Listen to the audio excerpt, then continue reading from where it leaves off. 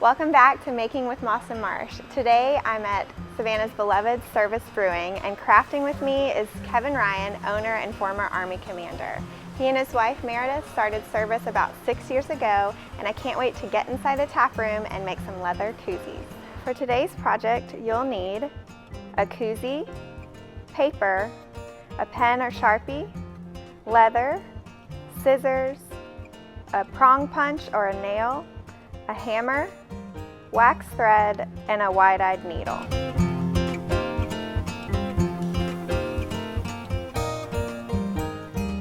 Hi, Kevin. Hey. Thanks so much for having me out to the tap room today. Of course, welcome. Yeah, this space is so beautiful, and I love you guys, your branding. Can you talk about what is behind the Service name and what you put into designing this beautiful tap room? Service Brewing is a veteran-owned and operated brewery. Big part of the brewery is to take care of our soldiers and our first responders. You know, we believe that folks are serving their country in many, many ways. You don't have to be in the military to serve your country or community, and you know, this is where folks get to share how they serve their country and community. Awesome. Well, the craft that we're doing today is very on theme. We're going to make leather koozies. Excellent. And we have some really gorgeous leather from Satchel. They are a local designer that makes handbags here in town. Love them. And they actually sell scrap leather bags. So I love that they're, no waste happening here, but you can buy these big bags of scrap leather, which is perfect for projects like this or other ones you may have. So today we've got some big scraps here that we're gonna make koozies out of. Which piece do you think? You like the green or the? Well, both of these are great Army colors. Yes. It's your battle dress uniform, green and brown. So I think I will go with the brown. The brown. Okay, and I'm going to do this fun hair on hide and metallic, and I've actually pieced them together. So that's a neat option when you're working with scraps too. So to get started on this project, you need to make a pattern to then cut out of your leather. And the easiest way to do that if you're at home is to find an existing koozie that you have. And what you're gonna do is do this on paper first, because measure twice, cut once, And you're gonna just draw around the koozie. I leave about a 1/4 inch margin outside of the koozie. There we go. And then there's a few different styles you can do with this, which is really cool. This one is like a zigzag or like shoelace kind of stitch I did where the sides just meet. And then this is a straight stitch that we're going to be doing today, and the sides actually overlap. So it's important once you get your pattern cut out that you test it on a can and make sure the fit is right. So there's my pattern, and I've already pre-cut one here that we're going to use. So what you're going to do is on the inside of the leather, the side that's not going to show, you're going to line it up on your leather to where it fits, and then you're just going to trace it. And a pen or just whatever will show up. I've got a Sharpie here, but a pen would probably work fine. There you go. And I will let you trace on yours. Oh boy.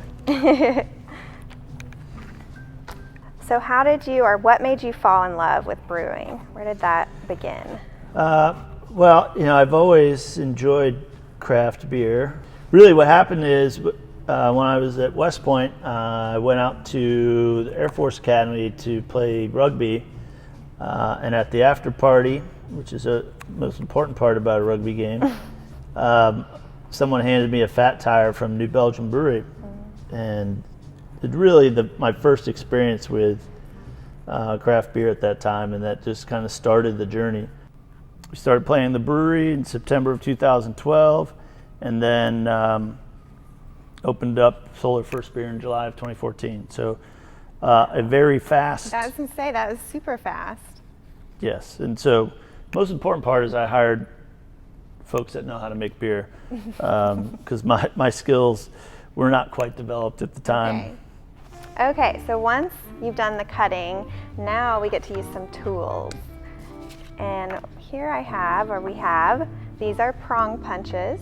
So what this does two things for us. It punches holes for sewing, but it also keeps the holes evenly spaced, so our stitches will be nice and even. If you don't have one of these, a simple nail and a hammer will do the trick. You'll just have to mark out where they need to be beforehand. So what we're gonna do is you're gonna come, I'm gonna start with the outside up on this, and you wanna make it parallel to the side and come in about 1/8 of an inch from the edge, and then you're just gonna hammer until it goes through. So a self-healing mat is great to protect whatever surface you're hammering on. There you go. So, and then you just wanna do that down all 4 sides. All right, so we're done hammering. Let's see how our holes look. Kind of make sure you can see them from both sides. I think they look good. How are yours? A little crooked, but they're there. It's fine. It's handmade. That's right. Shows authenticity. Yes, right. So then the next step is to start sewing. How are your sewing skills? Horrible. Okay, so this is waxed thread. It's perfect for this project. Holds up over time and it moves through the leather very well. So you're going to cut about 18 inches off to give yourself plenty. So once you have your needle threaded, you're going to take your leather and you're going to find one of the first holes near the bottom, and you're just going to thread it through that first hole. Outside in? Yes. Okay. Outside in. And you're going to take the little end that you have and just tie a knot. Let's see. And you guys, service is not, you know, it's not just about military service. You guys are really big into helping the community and honoring those that serve in many ways. Can you talk about your dedication to helping others in the community? Yeah, I mean, we need the community to be a successful business. The community needs support, and the best way for us to ingrain ourselves in the community that we live in is to support it. So we like to not only donate a portion of our sales to charities that we're dedicated to for each quarter, but we also participate in community events. We support the Humane Society every year. We support CASA, we support the Tiny House Project with the Satchel Savannah Authority for the Homeless, and so that's how we get ingrained in the community, is by being a part of it and supporting it. All right, well, it looks like we are just about done, and you've tied yours off, and you can just snip the end. All right. Yep. Let's see how those look. No holes in my fingers. There you go, you did good. Pretty good, right? I think my second stitch was much better than my first. See, practice makes perfect. That's it. Thank you. Look at that, slides right in there. Awesome. Look at that, what do you think? Cheers. All right, well, we did it. Success. Mm-hmm. And thank you for having me out to the tap room. And this is a perfect reward for our hard work. Exactly.